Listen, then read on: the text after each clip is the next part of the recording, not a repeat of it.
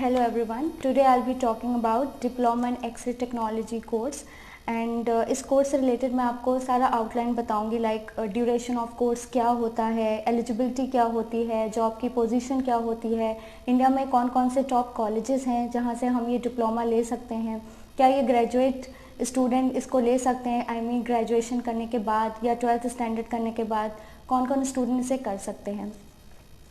So let's come to the point. Point number 1 is diploma in x-ray technology actually होता क्या है। ये हमने सुना होगा जब भी हम देखते हैं किसी एक्सरे टेक्नीशियन के बारे में हमने सुना होगा, या फिर जहाँ पर हम देखते हैं हमारी हड्डी टूट जाती है तो हम एक एक्सरे करवाने जाते हैं, तो ये एक जॉब अपॉर्चुनिटी है। तो इसी तरीके से लैब में भी काम होता है इसके ऊपर। तो ये सारी चीज़ें हैं जो हम इस कोर्स को करने के बाद करते हैं। तो कोर्स का लेवल क्या है? अंडर ग्रेजुएट कोर्स है। इसे आप 12th स्टैंडर्ड जैसे आपने पास कर लिया है उसके बाद आप इस कोर्स को ऑप्ट कर सकते हैं, और अगर आप ग्रेजुएटेड हैं तो भी आप इस कोर्स को कर सकते हैं। फिर point number 2, duration of course क्या है? 1 साल का या 2 साल की? टोटल 2 साल का है। कहीं कहीं पर ये 1.5 साल का भी है और कहीं कहीं पर ये 2.5 ईयर्स का भी है। एलिजिबिलिटी मैंने आपको बता ही दी, अगर आप ग्रेजुएटेड हैं तो भी आप कर सकते हैं, या फिर आपने 12th किया हुआ है तो भी आप कर सकते हैं। अब जॉब पोजीशन क्या है? X-ray technician, assistant x-ray technician, radiologist हम बन सकते हैं, टीचर बन सकते हैं।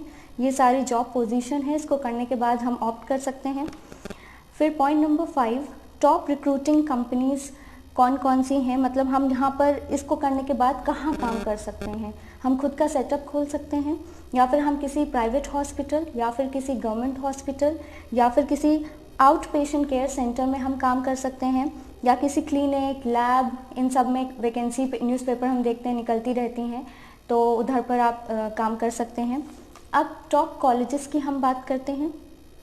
एम्स, ऑफ कोर्स मैंने और भी वीडियोस बनाई हैं, वहाँ पर मैंने हमेशा एम्स का मेंशन किया है आप लोगों को। फिर आता है Rajshree institute of medical sciences, ये द्वारका में है। फिर Om Sai para medical institute Ambala में है। किंग जॉर्जेस मेडिकल यूनिवर्सिटी, ये लखनऊ में है। जो भी यूपी से हैं तो इसको ध्यान से सुन लें, किंग जॉर्जेस मेडिकल यूनिवर्सिटी भी प्रोवाइड कराती है।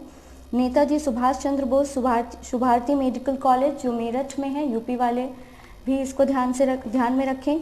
Bharat institute of paramedical and management technology, ये न्यू दिल्ली में है। तो ये मैंने कुछ कॉलेजेस के नाम लिए हैं, जो टॉप कॉलेजेस हैं मैंने उनका नाम लिया है। इसके अलावा भी बहुत सारे कॉलेजेस हैं और प्राइवेट कॉलेज, मैंने सिर्फ गवर्नमेंट कॉलेजेस का यहाँ पे नाम लिया हुआ है।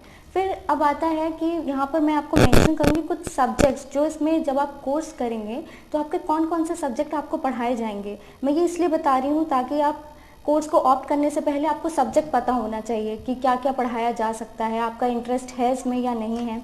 लाइक इलेक्ट्रोकार्डियोग्राफी आपको पढ़ाई जाएगी, lab procedure and quality management पढ़ाई जाएगी, आपको पूरी फिजियोलॉजी पढ़ाई जाएगी, एनाटॉमी पूरी पढ़ाई जाएगी, ऑफ कोर्स ह्यूमन स्ट्रक्चर आपको पता होना चाहिए, इमेज एक्विजिशन के बारे में पढ़ाया जाएगा, clinical chemistry and urine analysis आपको पूरा पढ़ाया जाएगा, पेशेंट केयर पेशेंट से कैसे डील करना है, पेशेंट की कैसे केयर करनी है, ये सब एथिक्स आपको वहाँ पर सिखाए जाएंगे, रेडियोग्राफिक प्रोसीजर पूरा आपको सिखाया जाएगा।